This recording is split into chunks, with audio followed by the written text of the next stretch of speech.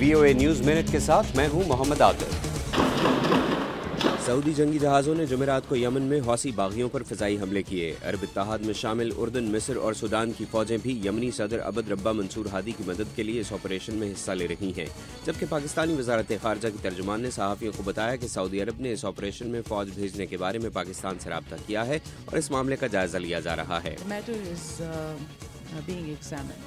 America में Saudi अरब के सफ़ीर ने कहा कि हमारे सामने एक ऐसी सूरत हाल है जिसमें एक मिलिशिया को बैलिस्टिक मिसाइल और हवाई फौज का कंट्रोल हासिल है। ये एक मुश्किल सूरत हाल है और हमें यमन की हकीकी हुकूमत की मदद करनी चाहिए।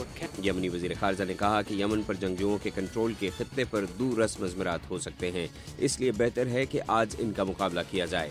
हौसी बागी, जिन्हें मुबैना तौर पर ईरान की हिमायत हासिल है, वो मुल्क के बाकी हिस्सों में अपनी अमलदारी को वसी करने के लिए सुन्नी और दूसरे कबाइल से लड़ रहे हैं।